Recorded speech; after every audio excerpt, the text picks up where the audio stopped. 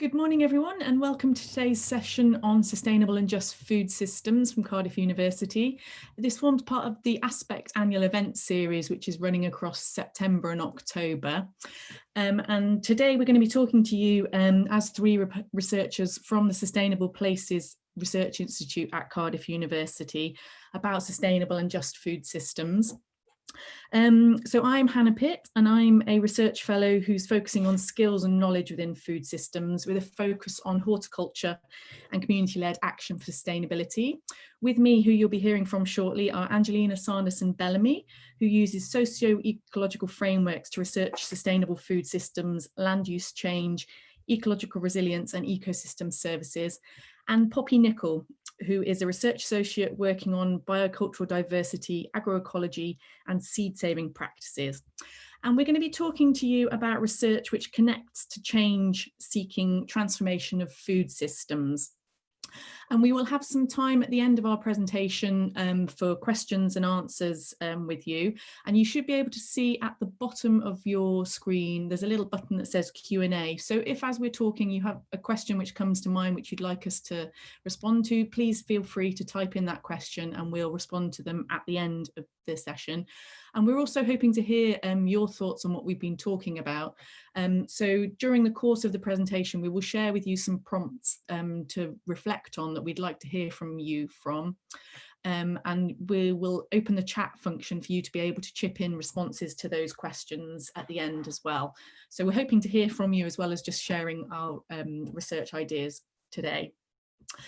So as I mentioned, the three of us are all interested in sustainable food systems, and across our work, we're all together working on this overarching question, which is how do we transform food systems to be globally sustainable and just?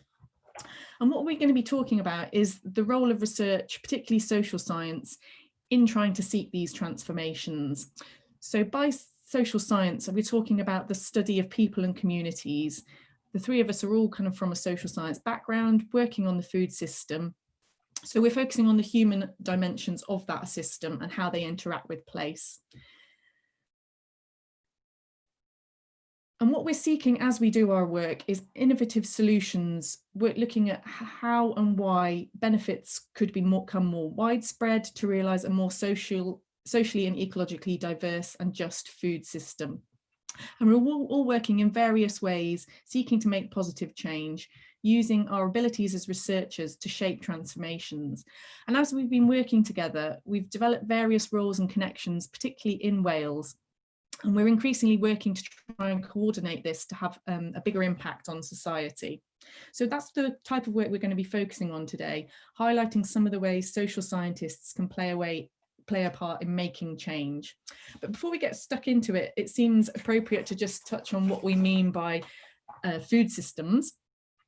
So food systems refer to all those parts of all those activities and actors who are involved in producing, distributing, trading and consuming foods, and all the ways that those things connect and interact with each other. So as you'll be aware from just the way you go about shopping and eating and buying your own food, it's a very complex system.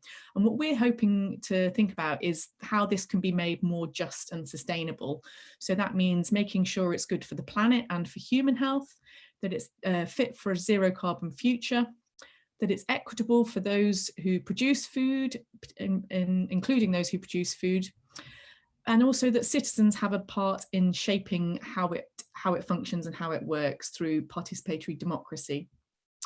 And across all of that, it should be working to make sure that the needs of the well-being of future generations is not compromised. So that's the kind of background on what we mean by a food system and the goals we have in mind for a sustainable and just food system. The other bit of background, just before we go into some of the examples of our research, is the ways of working which we are seeking to apply and developing across our work. And hopefully you'll see as we go into some of the examples today that these pop up across the different initiatives and different projects. So it's quite hard to kind of untangle them because they cross into lots of different things that we do. So the first one that you'll see hopefully coming through the work we talk about is looking at problem-driven research, so trying to solve real-world problems, things that people tell us need to be understood better or where there's gaps in knowledge. Secondly, we're seeking to work in and build partnerships beyond academia, so civil society, business and public sector organisations. We work with various ones that you'll see coming up in the examples. The third way of working we'll be showing you some examples of is co-producing research questions and designing research with others. So it's not us kind of shaping what needs to be investigated and how it is investigated. We really do that in partnership with others. And then finally, we're also working to use what we find out and the knowledge that we develop to influence standards and policy, doing that again in partnership with others. So we're now going to go on to some of the examples of research which you should see exhibits some of these ways of working. And the first one is from earlier this year, some work that I was involved in. So around March, April this year, I should have been off visiting lots of farms around the country, talking to them about their skills, challenges and the needs of horticultural businesses in terms of skills knowledge. Obviously, suddenly that was impossible. I couldn't go off visiting all these lovely farms. So I had some time, but also at the same time, I was conscious that people growing and producing food were suddenly under intense pressure and dealing with all manner of challenges. So working with some partners that I have established relationships with, Tyfu Cymru, a project supporting horticulture in Wales, Peas Please, an initiative which is promoting vegetable consumption and production across the UK, and Food Sense Wales, which is a kind of multifunctional food-focused organisation in Wales. We discussed what we might be able to do to try and respond to the situation prompted by the pandemic and see if we could help in some way. So what we did was put out a research survey and hosted a discussion with producers to try and get a sense of how they were being affected by pandemic and what support they would need to be able to respond and keep on producing food. So it was quite a rapid response to the situation, and used the ability of researchers to gather insight and digest it and share it as evidence to feedback to policymakers.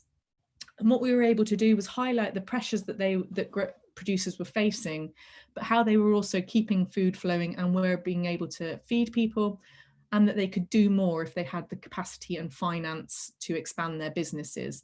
So it was quite a neat way to be able to show Welsh Government and other decision makers that with support in the right way, this sector could be a really useful, resilient response to this type of crisis.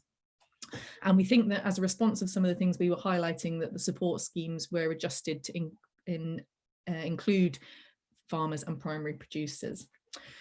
So that's just one example of a recent bit of research focusing on this kind of problem-driven, but also you'll see it was very much in partnership with other actors.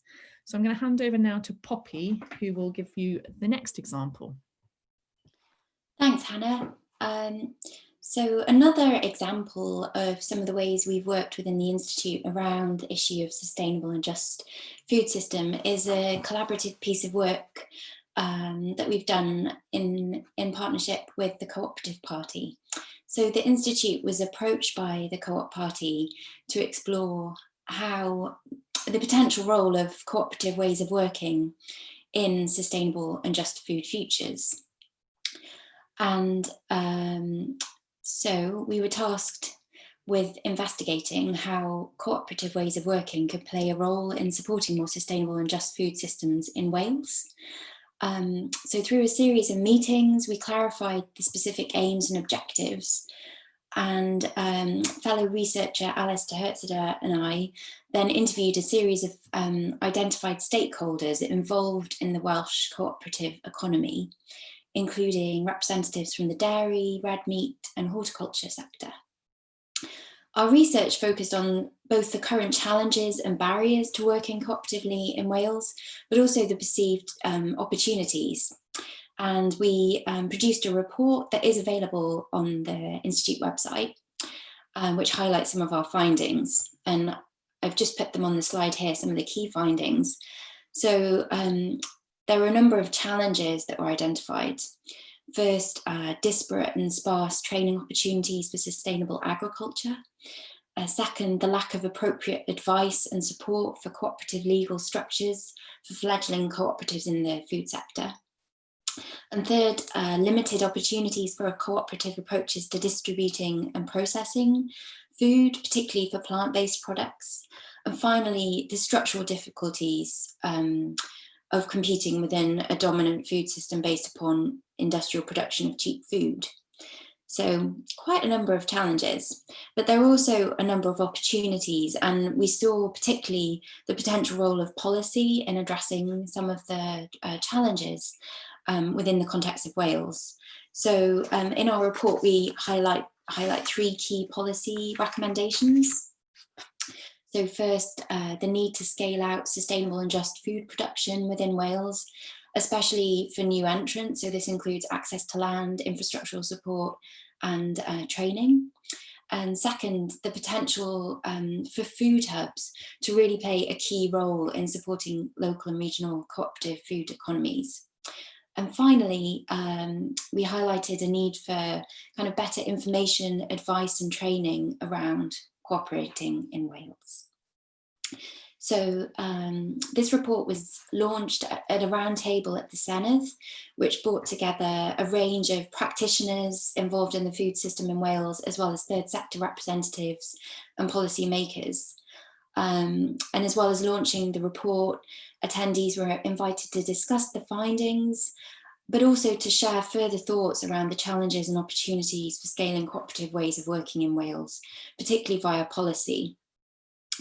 And following the roundtable, we've acquired a further small pot of internal funding from Cardiff University ESRC IAA, which will enable hopefully the discussions to be continued in the form of a series of blended online and hopefully in-person events, with the aim of collectively forging an action plan, both around the research that we do, but also hopefully wider measures that can be taken around scaling sustainable and just food systems in Wales.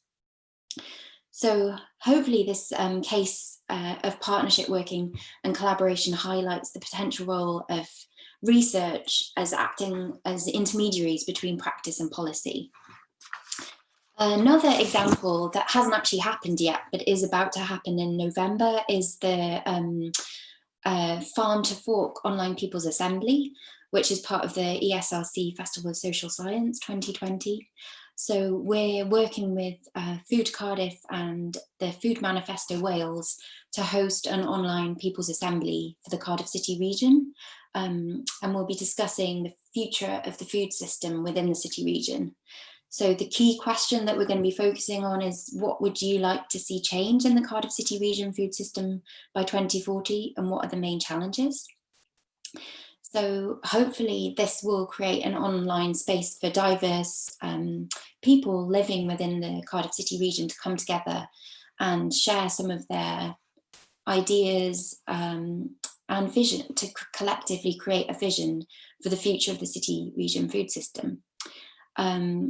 So yeah, as interdisciplinary researchers working on the topic of just sustainability, we recognise the vital role of including diverse voices within imagining the future of food systems, and particularly those that are currently marginalised or oppressed. And deliberative democracy can be a useful way of generating discussion and debate, particularly when there are diverse perspectives, and hopefully it can be an effective way not only for voicing diverse perspectives, but also to reach some kind of consensus or decision around measures to be taken for public goods. So yeah, this People's Assembly is one of a number of People's assemblies happening across Wales around the future of food systems. And we hope that it will create a space for people living within Wales to come together to imagine the future of the city region food system. And drawing upon our kind of existing partnerships within the Institute, but hopefully building further ones as well, we'll be promoting it widely with the aim of including diverse range of participants, both in terms of age and also kind of their involvement within the food system. And this wouldn't be possible really without a collaborative approach to doing research. And in turn, we hope that some of the work, some of the findings within this People's Assembly can be translated into the local food plans through working with Food Cardiff. So both transferring some of the findings, but also some of the kind of social science research approaches, including participatory and deliberative democracy. So here, yeah, these are two examples, and I'll hand over to Hannah, who's going to talk about another event. Thanks, Poppy. I think one of the things that's interesting, just thinking about the People's Assembly idea, which Poppy just described, is that it's not necessarily what you would automatically think of as something that academic researchers might be leading or involved in. So I thought it'd just be useful to give an example of this type of approach of using our capacity to bring people together and facilitate dialogue, and the way in which we can kind of use this potential. So this was an event called Appetite for Change, which was held around, well, it must be almost exactly a year ago, at the university.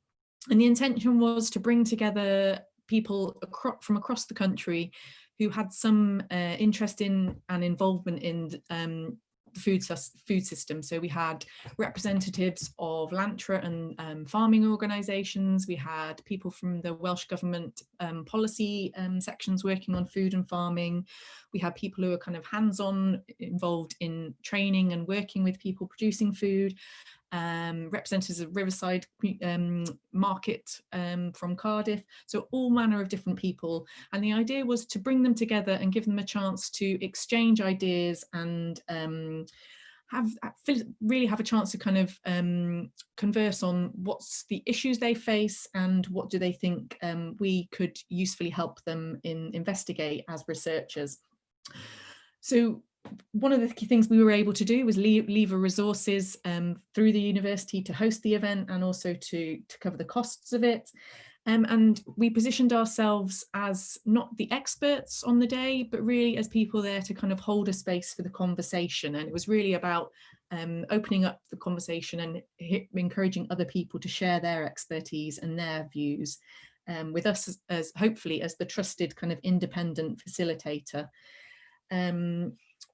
And we had a visual facilitator there who captured the discussions and the different things that were coming up. So we've got some of the pictures that she produced from the event in the background there. And on the next slide, you'll see some images from the day. So the room full of people and the essential flip chart process of capturing what people were talking about and the connections that were being made. And I just included that image from a tweet from the day of the flip chart, because I think one of the things that really came through was just the complexity of the different issues and challenges that people were identifying. So on the surface, what might seem to be quite a simple problem, when you have everyone's perspective on it and talk it through, you realise just how complex it is and how interconnected a lot of these challenges are.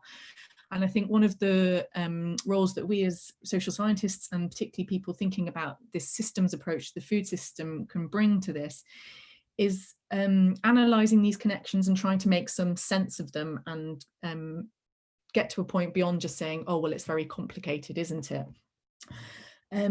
So as a result of this discussion and kind of going through what people see as the issues and also some of the things that they would like to see investigated by research, there was one particular thing that kept coming up during the discussion, which is that people felt they didn't really know enough about everything that was happening across the country. So people, for example, were meeting folk doing similar things or things that were of interest to them that they really hadn't heard about before. And linked to this was the sense that people didn't really feel that others were aware of all the great things that were happening. So through the knowledge of people in the room, we were aware of all these great things that were happening to try and change the food system, but there was a sense that they weren't really connecting and that they weren't making an impact or being recognised beyond those people really in that world. Which led to a suggestion for, or the idea of a quite kind of practical piece of work, which we felt we could be involved in to try and do something about that. So I'll hand over to Angelina now, who's going to talk about what we've been doing. So, s- sort of bridging on from the work that Hannah just talked about, the Appetite for Change workshop, but also from the work that Poppy did with the Cooperative Party, because similarly in the roundtable session, there was a similar conclusion there that there's all this fantastic stuff happening out there, but it's just hard um, to be able to see it all. Different individuals hold different knowledge about what might be happening in one county versus in another county.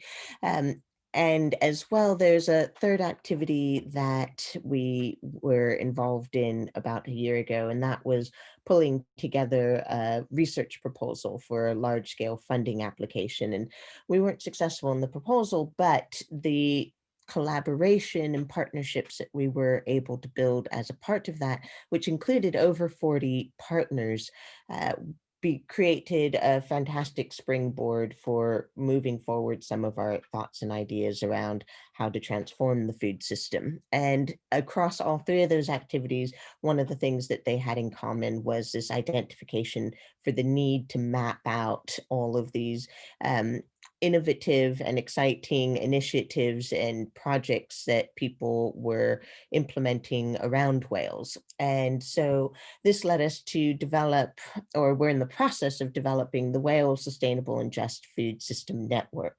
So it's two different concurring activities that are happening with that. One is a 12-month period of collaboration between food system stakeholders to create and enact an action plan um, for building a just and sustainable food system in Wales. And the idea there is that we come together quarterly in, at the moment, an online workshop environment. And we had the first meeting already in July, and that one was really around feeding back into a survey. And this is the second main activity that's happening. And all of this is really with the aim to support a better understanding of the people, the organizations, and the partnerships across Wales who are working towards a sustainable and just food system, as well as highlighting, this is really important, highlighting where there are well-linked activities and where gaps might exist. And the goal here is to try and, by identifying those gaps and filling those gaps by connecting up people across those gaps, that we might then create that transformative energy to really create change in the food system. So, but going back to what I was saying earlier is about this survey tool. And so the first workshop was really around, we developed a survey tool and then we were testing it and getting the feedback and discussions from the workshop participants to understand how we can make that survey tool more robust and better suited for the Welsh food context. And so I've got here, you'll see on your screen a link to that. We could also send it around, make it available later with the presentation, because this has just gone live last Friday, so it's hot off the press. And what we would like to see is as many food system stakeholders as possible filling in this survey. It takes about 20 minutes to do, and the idea is it's collecting information about either you as an individual or you as an organization. You can choose, you can do it twice if you want to, and understanding which are the organizations that you work with. What are the objectives of the work that you're doing? Are you working towards food security? Are you working towards environmental sustainability of our food system? And then what are the skills that you have, either as an individual or an organization? And what is the geographic area that you're working in? So these are kind of the main questions that the survey asks. And then what happens is that the data collected from that survey, it then gets fed through an analysis program. And then at the back end, you'll see here the second image on the screen, it will get kicked out into a series of different maps and tools where you could actually interact with that survey data. So this is an open access information, which means anybody can access it and use it for whichever purposes that might be most helpful for them. Because at the end of the day, what we wanted to do is create a tool that could help support stakeholders in the Welsh food system to connect up and to understand what's happening in their system. It's also a network map. So what it does is it shows who is connected to who and who's working together, and that's denoted by these links, and each of the nodes is an individual or an organization who has filled in the survey. So you can see who's talking to who, and in that way we had hoped to also help support people in making connections. So maybe you see somebody, and then on the side here we have various different filters, so you could filter out this map or highlight in the map the organizations that have a certain skill, or the organizations that are working towards similar objectives as you might be. And it will then highlight those nodes with a different color. So if you decide, I would like to see all of the organizations that are working on food security, then on the left-hand side, you'll choose that box. It's not displayed here on this screen. And then those nodes will turn yellow, for example, and that will indicate the other organizations and individuals who are also working towards food security. And then you might see, oh, look, that organization's working on food security. I'd really like to get connected up with them, but I don't currently know them. But I see that they're working together with this group that I do know. And so then it might make it easier for you to make that connection through the people that you do know, in the stakeholders that you do know in the food system. So this is the way in which we envision this tool helping to support stakeholders in the Welsh food system. And it's about building those relationships to help create the wider scale transformation, because there are so many exciting, fantastic ideas and initiatives that are happening in Wales. And so it's a shame that when you've already got something that's working really well, that then somebody goes into another community and they start from scratch as if they're reinventing the wheel. And we just feel like, why not collectively gather that knowledge so that others can benefit from it? So that is the survey and network map that is happening side by side with the workshops. And going forward with the workshops, it's about bringing together these stakeholders to initially identify, so what are the main challenges within the food system to creating this transformation? And then based on the different challenges that are identified, breaking out into smaller groups, action-oriented groups, essentially, to identify, okay, so what is the action we need? Do we need research? If we do, what kind of research do we need? Is it more engagement that we need? So just deciding which are the actions that each of the different groups might want to focus on pushing forward over the next couple of workshops, and continuing to come together to pull on the resources of the wider group. So the resources could be skills and knowledge. It could be financial resources that different groups are able to access that others may not be able to, or manpower. So that gives a good idea into that work that we're doing together with the wider stakeholders. And it's just illustrating that research is one component of that. And when we identify that that is a need, Poppy, Hannah, and I from the Institute are able to step into that role and design the kind of research that might help us address the challenge. So then another a great example of working together with industry, a recent report that I published together with Professor Terry Marsden in the Institute is it was commissioned by WWF. So WWF came to us and said, you know, we're turning our focus to food policy. We really want to start engaging more with food policy, because we recognize that food and agriculture is a really important component of land use. And if we want to move towards our various biodiversity and conservation targets, then we really need to be also thinking about the food system and what's happening there. So they asked Terry and I at the Institute, can you develop a report based on the research that you do in the Institute around what is the best way forward for our Welsh food system, and this including targets around biodiversity and conservation. And so Terry and I wrote that report, which was then launched in March, just before the lockdown in the Senate. And the thing with this is that it didn't just stop with writing that report. It's been an ongoing partnership now, built up not only with WWF now, but it's actually also led to the Food Policy Alliance Cymru.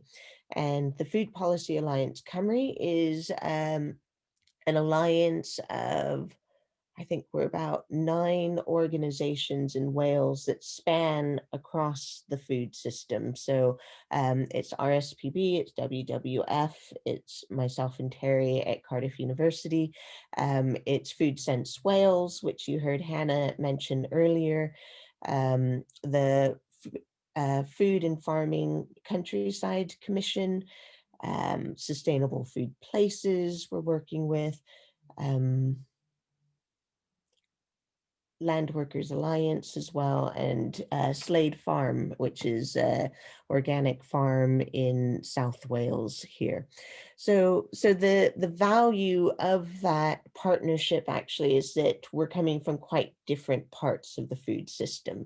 And so none of us are an expert in everything to do with the food system. We all have our sort of angle in which we have our expertise, but by bringing that together collectively, we have a very strong vision for the food system, and then trying to advocate with Welsh Government to implement some of these different policy steers. One of the big things that we're calling for is a food system policy approach. So rather than these piecemeal approaches of different departments and different ministers in Welsh Government dealing with some aspect of the food system like education or health or food businesses versus agriculture, bringing those together under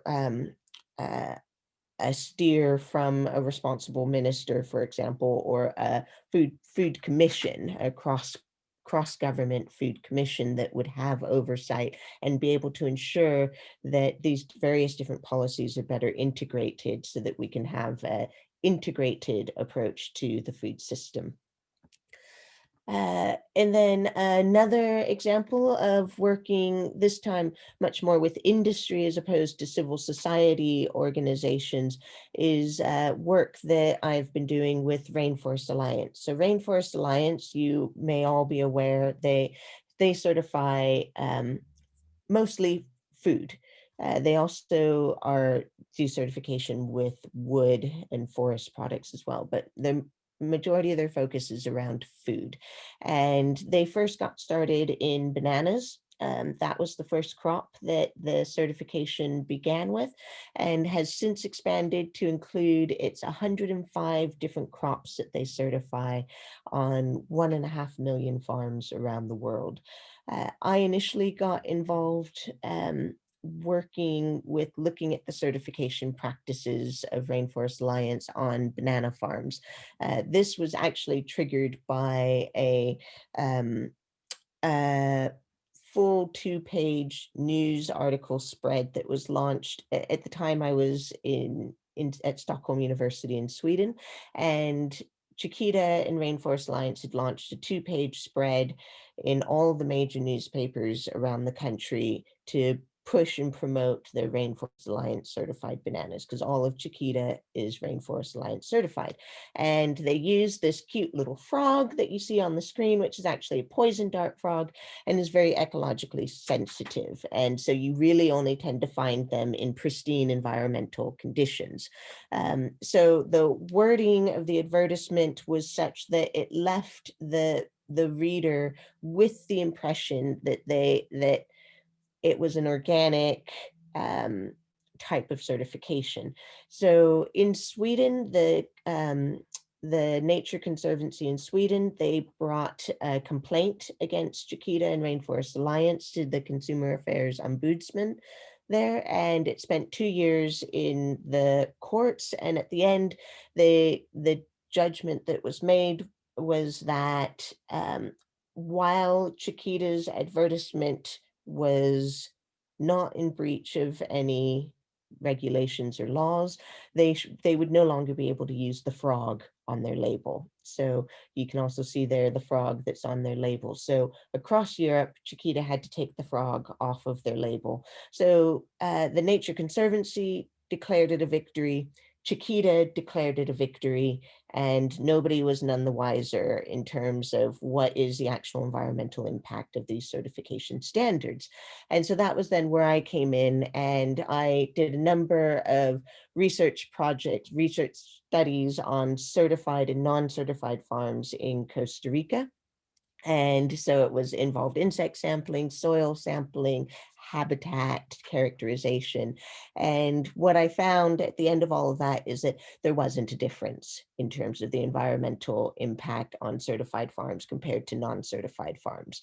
So the interesting thing then is what Rainforest Alliance did with that information. So they have since approached me on a couple of different occasions in terms of, okay, well, how then should we tighten up our certification criteria so that it does deliver an environmental improvement? And so that's been an ongoing work of working with them to write their certification criteria in such a way that it actually delivers meaningful change. So there is an example of how we can work together with industry as well in helping them to deliver the objectives that they're looking to in terms of environmental sustainability. So now I think Poppy will speak. Thanks, Angelina. So just, yeah, bringing this kind of stepping a bit back, I'm just going to speak a little bit about 3 dimensions of scaling, which Michelle Lee Moore and others at the Stockholm Resilience Centre talk about. And I think these 3 dimensions are really helpful to kind of, think about the ways we can approach research and transformation and the potential role of research in supporting kind of transformations for sustainable and just food systems.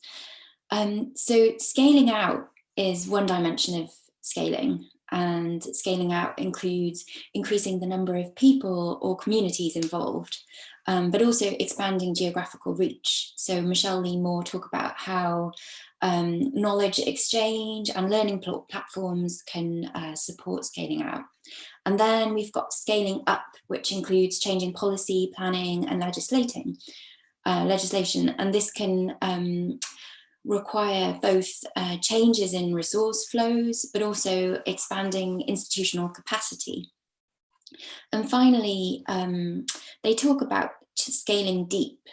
So this includes changing cultures and kind of changing the way that people can think and know about things. So this can be supported through transformative learning opportunities, as well as networks and communities of practice.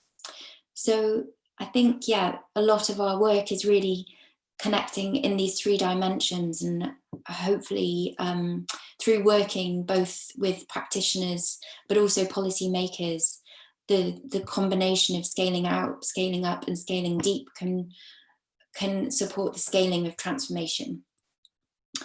And so the next slide just talks a little bit, kind of brings together some of the work that we've done, working with partners to bring together different actors to co-produce research oriented towards delivering change and to aim towards building capacity and networks as a foundation for societal change.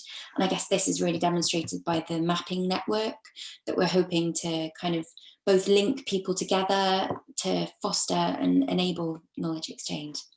And then the second element, so policy planning and legislative change, and I guess, yeah, where there's the potential for providing evidence-based information and recommendations, and also opportunities for synthesizing views of diverse stakeholders, for example, through the Appetite for Change workshop, but also hopefully through the People's Assembly that's about to happen. And finally, through supporting opportunities for transformative learning and network building, but also, yeah, identifying what communities of practice need to grow. So this can be supported through multi-stakeholder discussions, and also consensus building and visioning, as well as finding out what networks need to grow, and communities of practice, what do communities of practice need to also to grow. So all of this work is kind of anchored in the guiding values of, I guess, some of our work, which on the next slide, just the, yeah.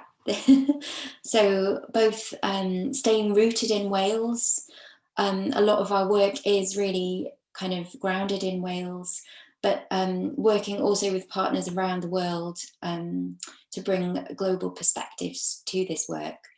And also, yeah, the recognition of the kind of capacity building and network building as a foundation for societal transformation.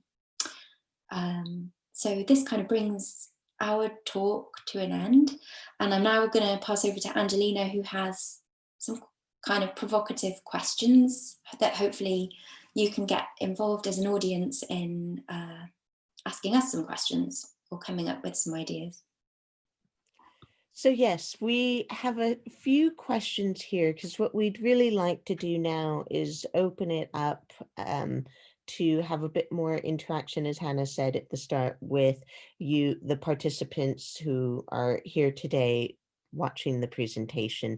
And so Hannah has put into the chat function these questions. So the first one is really thinking about what are the food system challenges that researchers could help you to tackle.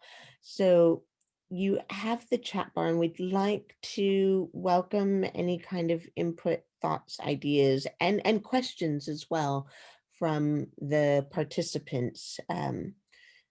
And so also maybe just to sort of give you a chance to think about that as well, we could start as the panelists to think about what's the main challenges that we encounter working in these ways. And so maybe Hannah, would you like to have a first go with that? Yeah, I think that the thing that comes to mind is that the more people you work with and the more you're trying to be inclusive in having conversations, the longer everything takes.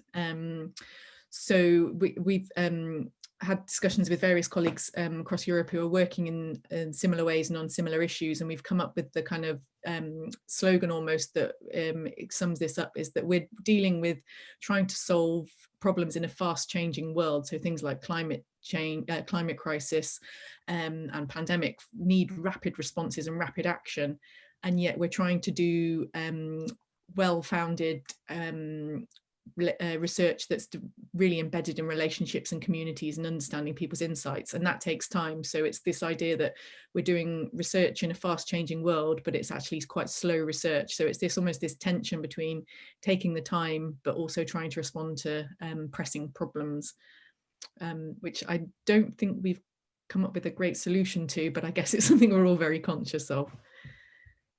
Poppy, do you want to highlight any challenges? I think linking in with your challenge that you highlighted about, yeah, the challenge of trying to work with a bigger kind of, well, I guess all collaborating with more people and diverse voices and inclusive ways of working. It almost, the more you work with a broader range of people, the more certain groups might feel excluded. So it's almost like, yeah, the more you try to be working with diverse voices and inclusive ways of working, it kind of highlights the limitations that you're working to at present. So I guess it's a continuous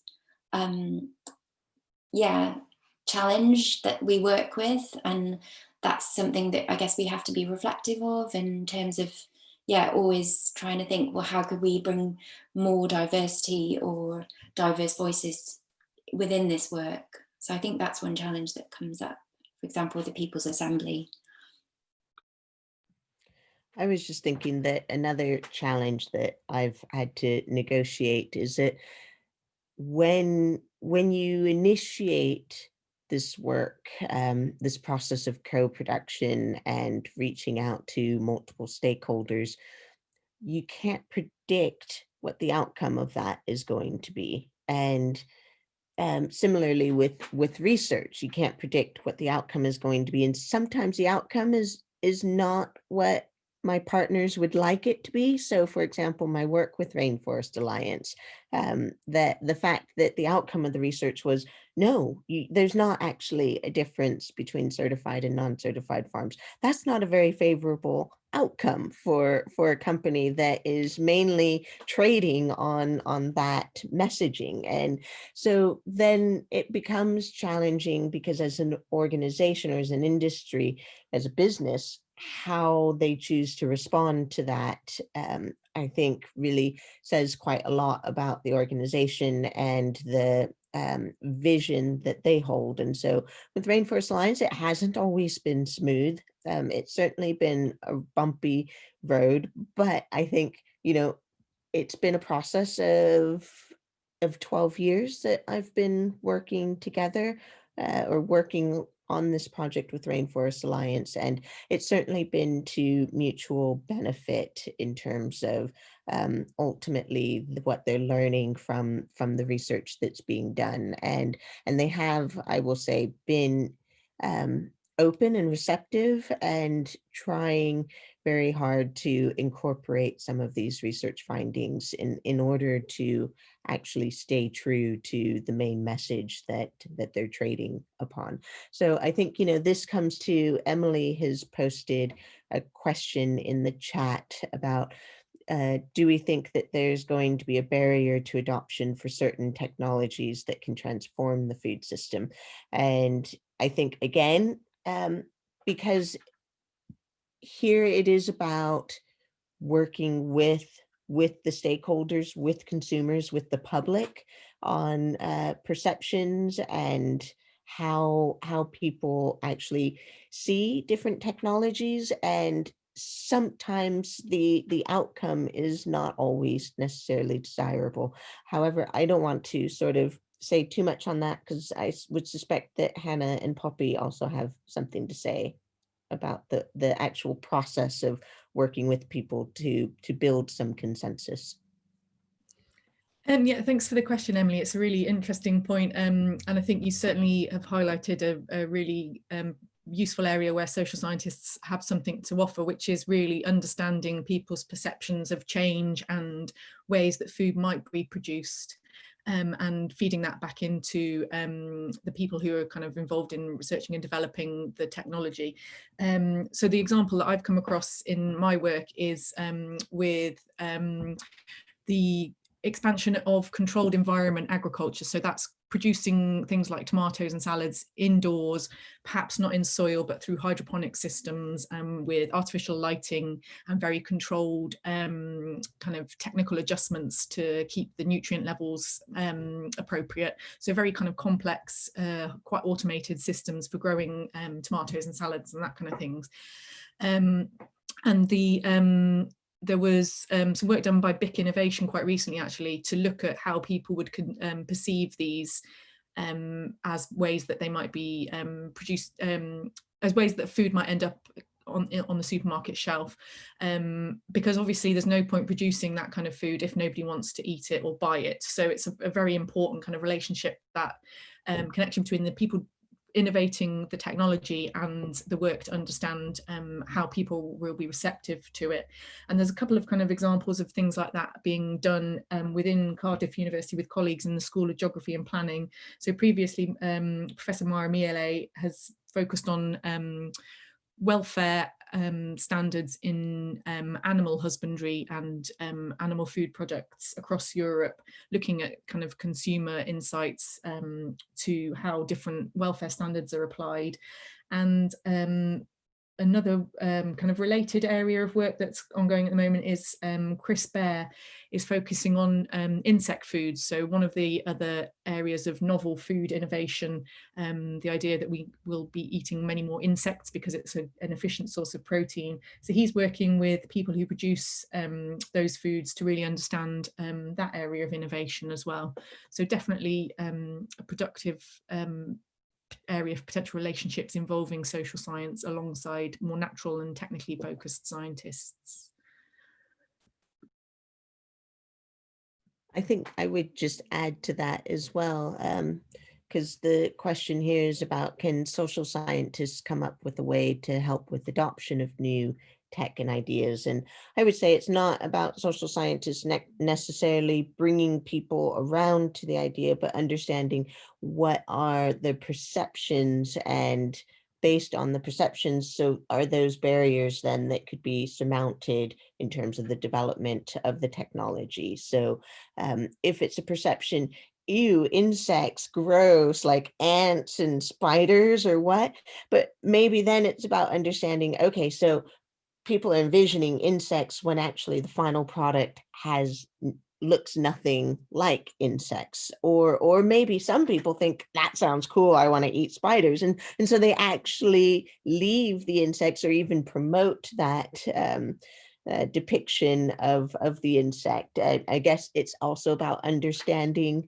who your target audience is, and what is it specifically that they might have objections to or misunderstandings of in some cases. And so just then understanding how to target your product in such a way so that you don't bump up against these barriers.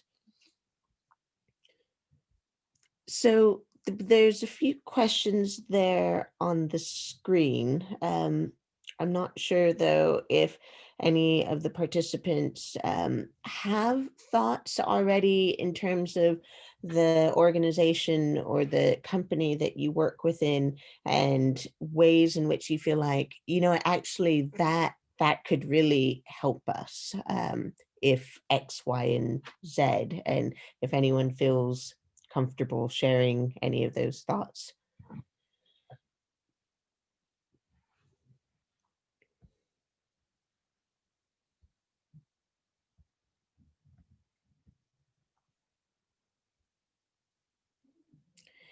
And as well, if there are any other questions, I think I'll give it another moment if somebody would like to type in any other questions that they have for us as well.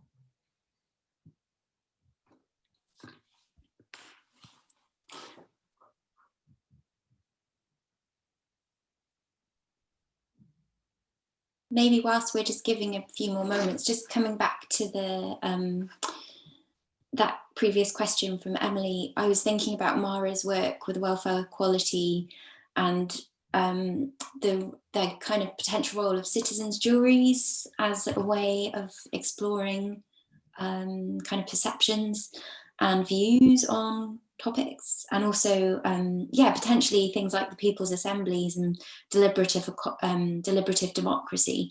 So perhaps there are two examples of social science research methods that could be used in questions, for example, around GM or technology. We've got a question from Sophie as well, who asks, can you talk a little bit about engaging with business or industry and what you have learned, maybe top tips or future plans, what's next, or do you envisage for the next 5 years? So, thanks, Sophie. Angelina or Haned?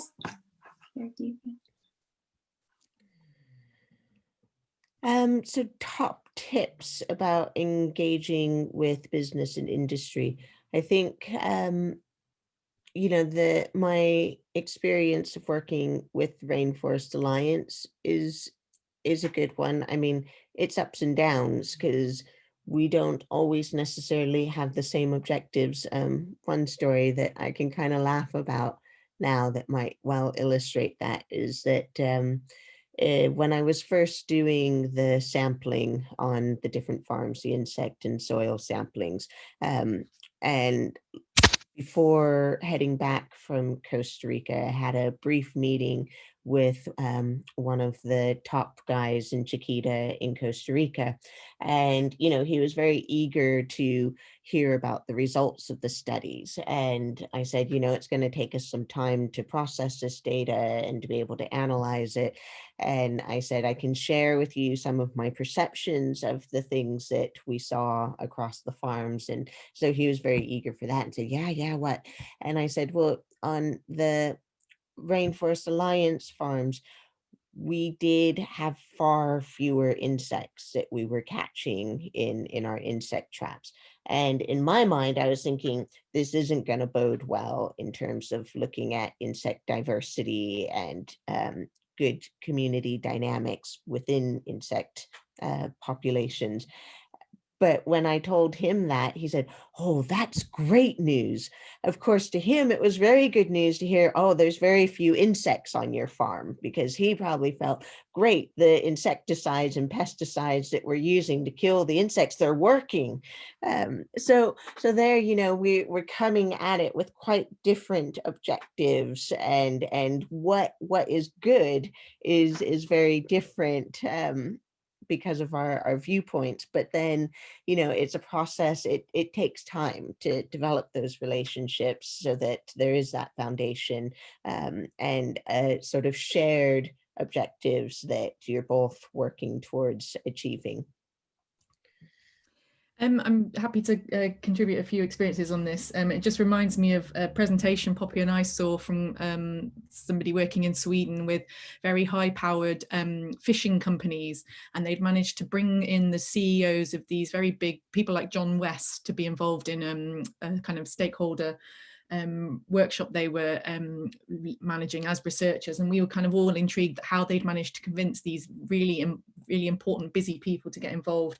And the secret that they suggested, which wasn't really that useful by way of advice for us, was that they had the Crown Princess of Sweden hosting the event. So as soon as they told everyone that they were going to meet the Crown Princess, they all flocked to the event. So in the absence of such a character to get people to help me, I found that it's really important, obviously, to be mindful of the time that you're asking of everybody when you are trying to engage with them, and being as efficient as possible. But really, I think the key always comes to highlighting why they should be involved in research, and how they will benefit. And in the work I'm doing on skills, what's really become apparent is, because I'm trying to understand the challenges they face in terms of recruiting people to work in horticulture and food production, it's a really acute problem they're facing at the moment. So when I say I'm trying to help you work out what's going on here and what needs to change to make it easier, it's something that's really useful to them. They can see the benefit. So it really comes back to focusing on the right question and these real world challenges as the kind of what the research is about. And then you can sell the benefit to industry, and hopefully they will recognise the value of being involved. So we're nearly at time for the end of the session. So there's just a few things to say before we close. Firstly, obviously, many thanks for joining us today. We hope you found it enjoyable and useful, and that you've gathered some insights. And we'd also hope that you're able to join other sessions within the Aspect annual event series. We'd also welcome your feedback on today's session. So what will happen is, once this session closes, you will be directed to a very short survey, which should take you just under a minute to complete, but it'd be really appreciated if you are able to quickly share your feedback on the session through that process. As you are aware, there's a recording being made of the session today, and it will go live shortly, and we'll let you know once it's available to view, so you'll be able to go back and view that at your leisure. And as I said, thanks very much for your contributions. I sparing your time with us today from Poppy, Angelina and I, and we hope you have a great day. Thanks.